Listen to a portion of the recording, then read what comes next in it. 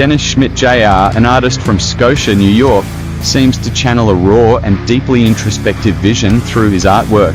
His creations evoke an unsettling yet captivating world of surrealism, merging abstract elements with intricate detail. The themes in his work suggest an exploration of existential dread, the subconscious, and humanity's fragile connection to nature and the unknown. Schmidt's detailed ink illustrations often feature monstrous and organic forms, as though he's visualizing the hidden fears and emotions lurking within. The repeated motifs of wide, glaring eyes suggest themes of surveillance, vulnerability, or perhaps self-reflection, while his use of chaotic linework conveys energy and tension. These stylistic choices hint at an artist who is unafraid to confront darkness, using it as a medium to provoke thought and emotional engagement. From the textures resembling roots and decay to the almost architectural structure of his surrealist forms, Schmidt's work could be seen as a commentary on how humanity's internal chaos mirrors the natural world's unrelenting and wild processes. His creations might reflect a personal struggle, a fascination with the organic and decayed, or an attempt to visualize the intangible aspects of the human psyche. Schmidt's art might also serve as a response to modern alienation or a celebration of the beauty in disorder.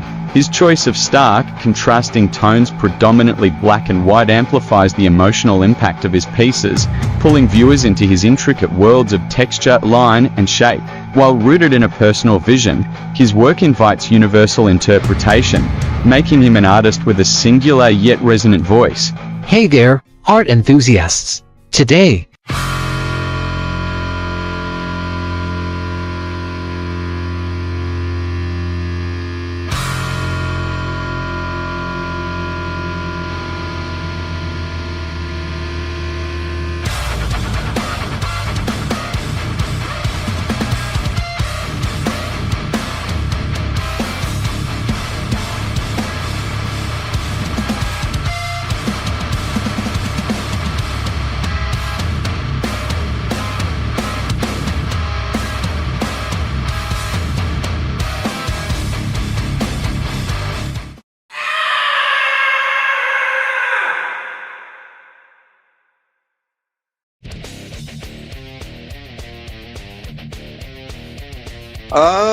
it's always pretty much like pen and ink. It's always pen and ink. Right on. What emotions or ideas your work? What emotions? Kind of like longingness, like despair. Like I try to I mean, I'm a fan of H.P. Lovecraft, so I do like cosmic horror. I think maybe I might be influenced a little bit by H.P. Lovecraft, but I don't think entirely.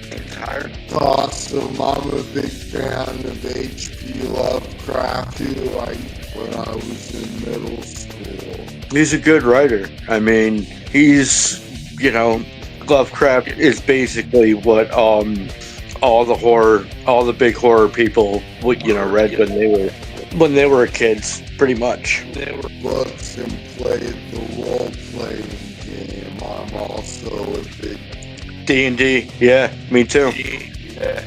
Got rough ideas, or do you dive straight in? I kind of just dive straight in. Yeah, there's no. I mean, every once in a while, somebody will give me like an idea or something like that. Maybe I would like to kind of go towards, but it's sort of like my own. I can't even really explain it. It just sort of kind of flows through me, like I'm channeling. Very much like automatic writers, but instead of writing, it's art. If that makes any sense. Yeah, it does. It makes art is so interesting. I'm just glad Frank understand art a little better. Big fan of art. It's helped me out so much. Art saved my life, basically. If it wasn't for art, I don't know where I would be. Honestly. What inspires your surreal and grotesque specific artists, movements, or experience? I'm inspired a lot by Salvador Dali. and Gustave Doré. Gustave Doré is probably one of my favorite artists.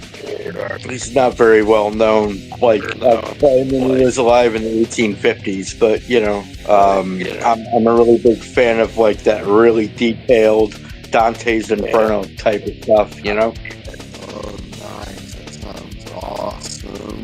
Yeah. Mythology, nature, or personal experience? A little of both, I suppose. Yeah. What role does story? What role is what? What role does storytelling play in your work? Of immortality? I guess it's art itself is immortal, so it's sort of like leaving your mark, I guess. I mean, that's what every kind of like artist or musician would want to do, was just kind of have leave your mark, I guess. So in a way, that's sort of like being immortal. That's one of my big goals, to lose immortal everything. Yeah. Ancient Egypt, like their whole basis was they wanted to be immortal, and they still are. Through their art, basically. Big influences, and how have they shaped your... My influences, again, I would have to say, Doré, Salvador Dali. Growing up, I read a lot of comic books, so yeah, probably that too. The cosmic horror, decay, and what themes do you personally identify with? Definitely cosmic horror, decay, like you were saying. Polarity, black and white. There's a reason why a lot of my stuff is in black and white. It's because I feel that life is black and white. There are kind of shades of gray, but I mean, for the most part, I identify with everything is black and white to me. So I just sort of transfer that to my art. There's not a lot of color. If there is color, it's kind of accentuated, and you'll know, and there's going to be a specific reason for that. Nice. Do you intend story, or is the interpretation left in... I kind of like to leave the interpretation left to the viewer. I don't want to give giving it away would be, that's sort of like, it's sort of like telling somebody what they're getting for Christmas before they get it. Sure, I just leave it up to people to interpret well. Exactly, yeah. How do you feel when people interpret you intended? How do I feel when what? How do you feel when people interpret you intended? I don't know. I don't really have a feeling. I just sort of like, kind of go with it, art is subjective, very subjective. It's sort of like, the age-old question, what is art? It's really anything that has passion and meaning can be art. I don't really like people like duct taping bananas to like a canvas and charging like 15 grand. You know what I mean? That's sort of kind of bullshit. Pardon my language, but it is. Like people like I had for a long time, I had problems with people like Jackson Pollock.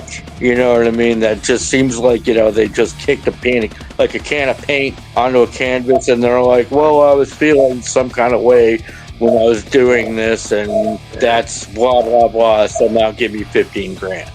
I don't know. I think that there might be a stretch. It might be a stretch. I don't know. I'm still kind of warming up to it. It's taken me 20 years to warm up to that. So I don't know. Maybe there's still hope for me.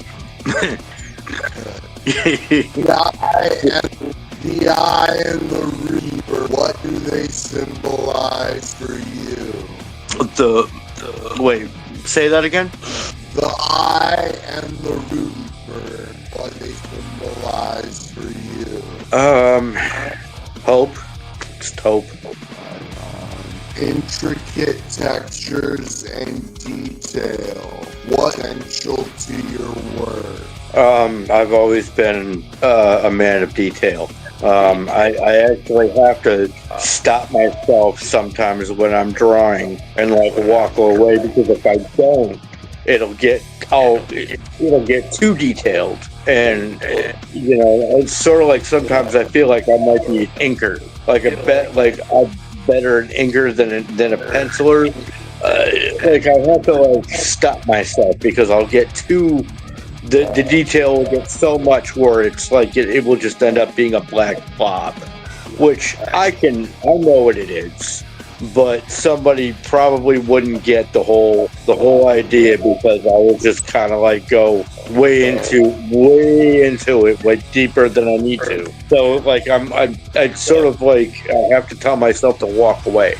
I don't know if that makes sense, but yeah. For sure, that's awesome answer. Medium to work with and why? It's gonna be just pen, and well, I always start off in pencil because pencil is a lot more forgiving. And then once I feel like I've got something that's gonna be, I don't know, stable, something that I want, that I'll start pen. I'll take the pen and marker, but I try not to erase like a million times, because I'll still do that. So I try to get paper that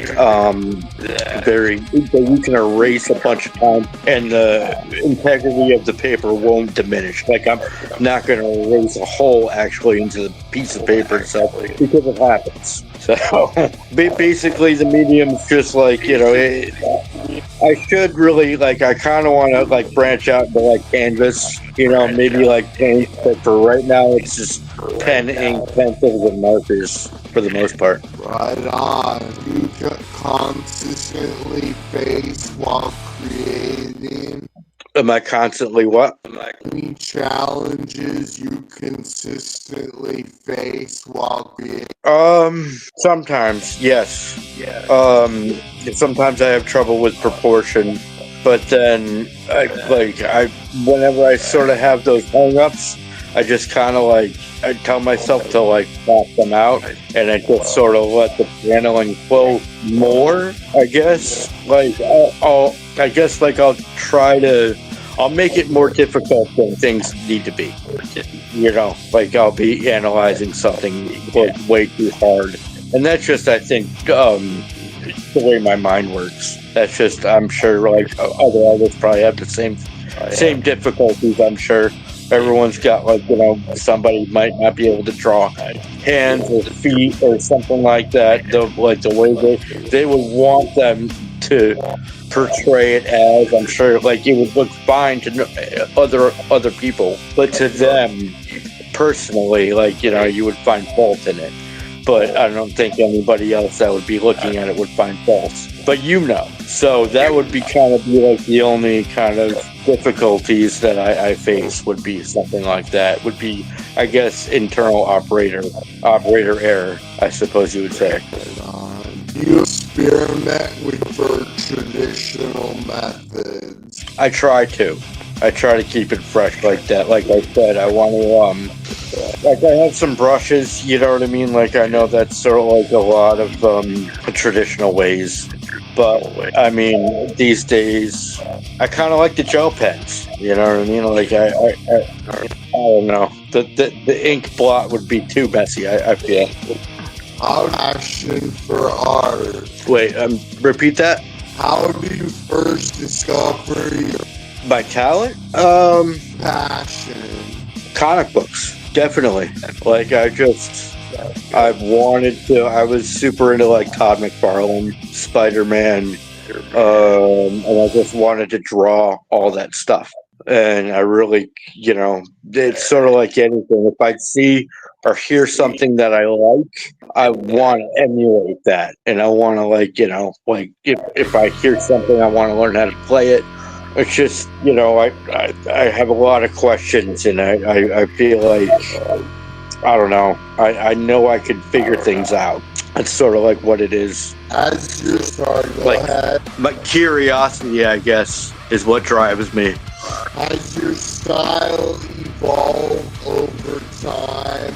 Oh, definitely. Absolutely. Are there angsts in your career that stand out to you? Nothing really stands out yet, I guess. Hopefully later on down the line, things will stand out more, I suppose. Maybe I'm being too modest. I don't know. How do you handle creative blocks? Smoking weed. I mean, it is what it is. What do you hope What do I what? people feel when they look at your work? For years, people would just kind of like, I would show them my sketchbooks, and then they would kind of look at me and be like, it's going to be okay. Like, it's okay. like I needed Jesus or something like that. And I'm like, I don't need Jesus. Yeah. It's just sort of, you could ask Chris about that. He'll have a good laugh. But yeah, a lot of they're like, wow, it's really good, but it's really intense. Actually, when I was mailing that piece out this morning, there was a girl standing next to me, and she kind of like looked over at it, and she was like, wow. She's like, that's pretty awesome. And I'm like, really? I'm like, oh, it's pretty, like most people feel like it's too intense. And she's like, I'm pretty weird. And I'm like, I mean, the weirdos are my people, man. That's what it is. How do you handle back about your art? How do I what? How do you handle criticism? Oh, handle criticism. I just kind of listen. You know what I mean? I don't really take offense to it. If anything, I feel like it's helping me as an artist. You know what I mean? I've always been able to take constructive criticism. It's the people that can't do it. I feel like my ego is that high where I can't, someone give me a suggestion, especially if they're an artist. You know what I mean? And they're, like, oh, hey, maybe you might want to do this or you might want to do that. Like, I'm definitely always open for suggestions. So that absolutely wouldn't bother me at all. If artists make more money than me, I'm open to something. Exactly. Clearly, they're doing something more or better than I am. So yeah, my ears are open. Absolutely. I'm even open to that guy taping bananas to canvases. Like, you get that much money, pal. Like, maybe I'm missing something here. Enjoy engaging with fans or their interpretations. Like, say that again. I'm sorry, it's really garbled on my phone. Maybe it's. I don't know. It sounds pretty garbled to me too. And hopefully, our mutual friend can do something. Yeah. Like, I'm definitely not tech savvy. I'm not as tech savvy as I would like to be. I will say that. I guess I'm a fair amount tech savvy. I'm enough where I can operate a cell phone, I guess. But I'm not so far gone where I'm not like, I need help finding the YouTube. I'm not that old yet.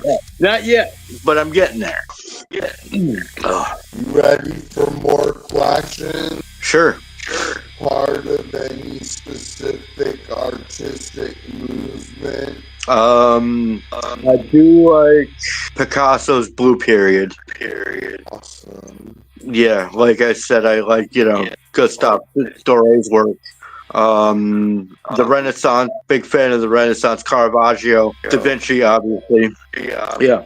How does your art or believe? Has my art what? How does your art or believe? I still didn't hear the question. I'm sorry. How does your art reflect your personality? Hey, knock it off. Sorry, animals reflect personalities. Yes. I suppose it does quite a bit. Like like I do like drawing eyes a lot, and that's sort of like always. You need to stop the shit. Sorry, talking dog. Just being aware, and noticing everything. I suppose I do. Like eyes are a big part of my art. They're always the first thing that I do. Is I draw an eye. I don't know why. Created that you feel most connected to? Insanity. What are you currently working on, or what's next? I've been drawing a lot of landscapes lately. A lot of mountains, trees, like nature scenes. Yeah. See yourself exploring new styles? Yes, it's always good to keep evolving and keep moving towards whatever it is that fuels the art bug in everybody, I guess. I feel like if you're just doing the same thing, you're just going to be stagnant. You got to keep it interesting.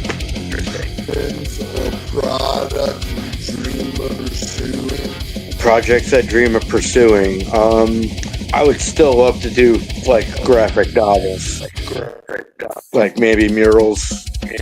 Like maybe instead of like looking at somebody's crappy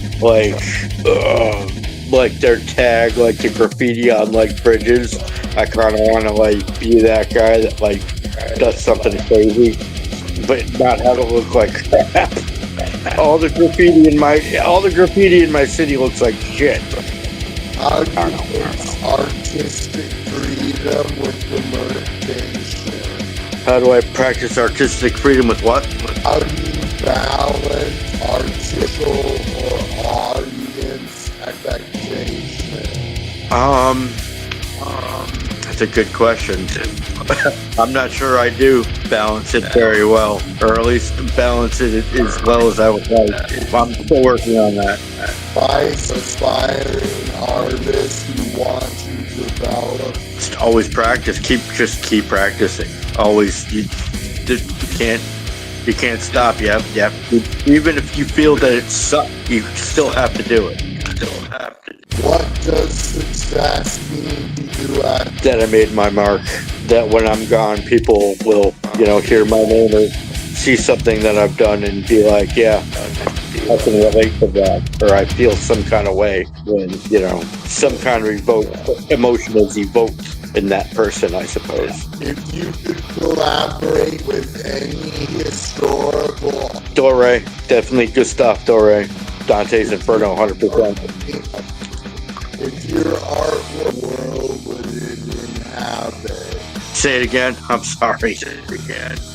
Life, what kind of world would it inhabit? I'm not sure. Do you have any quirky habits or rituals? No, it's very out of the blue, I suppose. There's no rituals. I guess, I try to, before I start doing something, I try to, get my brain, I'll watch a movie that I really like,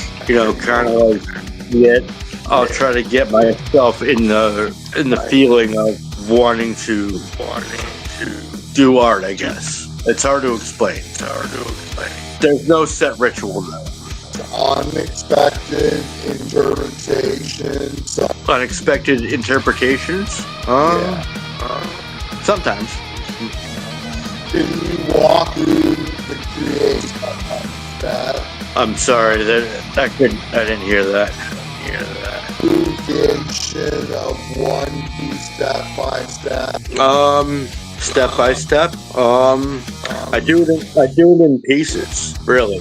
It's kind of like I'll do a good portion of something, and then I'll walk away from it because I have to. Because if I don't walk away, it's just going to be a big black blob. I do it in pieces, in portions. Yep. Showcase your work space. Man, the audio in this is so awful. I'm sorry. I can barely hear you. And it's like delayed. Thanks so much. Yeah, no problem. Hey there, art enthusiasts! Today, we're excited to share with you a truly unique piece of art created by the talented artist, Dennis Schmidt Jr. This stunning artwork took a whopping 30 hours to complete, and it's now available for purchase on eBay. Mormozine, a platform dedicated to showcasing and promoting independent artists, is proud to present this one-of-a-kind artwork. The starting price for this masterpiece is a mere $160, making it an affordable addition to any art lover's collection. So, if you're interested in owning a piece of art created by the renowned Dennis Schmidt Jr., head on over to eBay and place your bid. Remember, this is a limited edition item, so don't miss your chance to own a true work of art. Thank you for tuning in, and don't forget to follow and subscribe for more exciting art updates. Keep supporting independent artists, and happy bidding. This piece of art is an intricate, surreal, and heavily textured black and white illustration.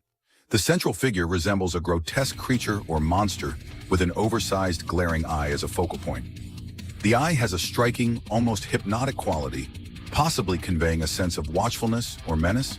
The creature's head is detailed with tangled, organic textures, resembling a mix of rotting vegetation, rocky formations, or decayed flesh, adding to the eerie and otherworldly atmosphere.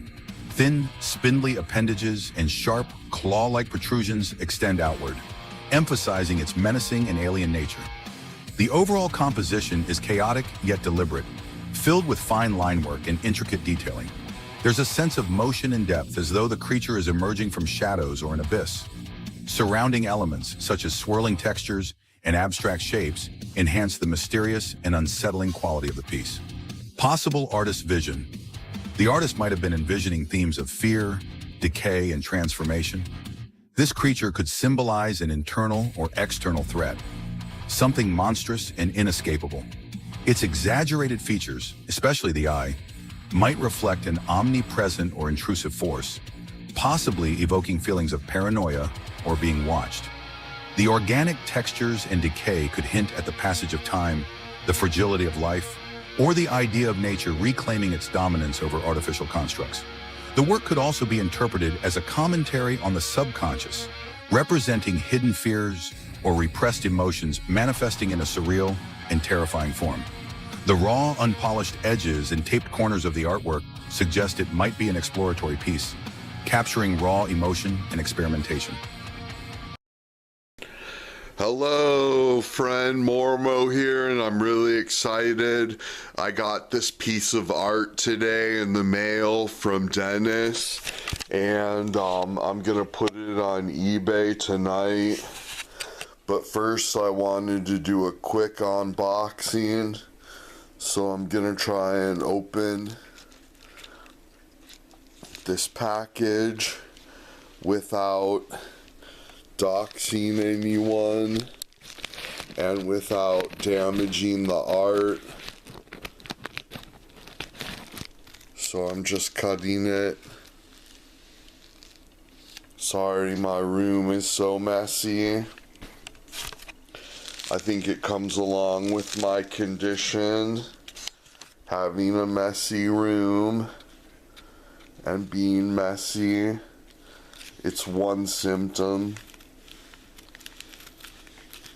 Anyways, I got a messy room. I'm trying to do this one-handed.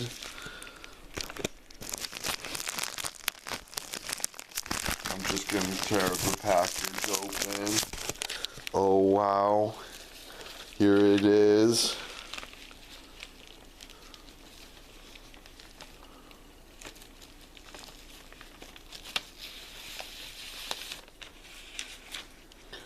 Wow.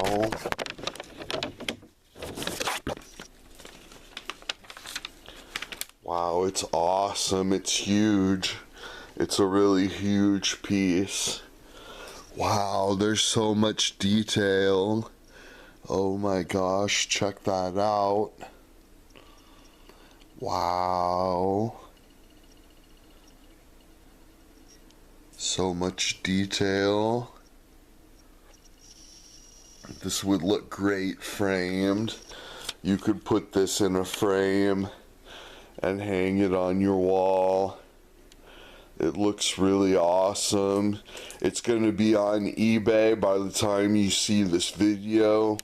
There'll be a link in the description where you can pick up this art piece from my eBay store. And feel free to check out my eBay feedback and see how professional and how happy all of my customers are. And this piece is going to be in an auction, and so click the link and place a bid and get an amazing piece of artwork. Thanks so much. Click the link in the description.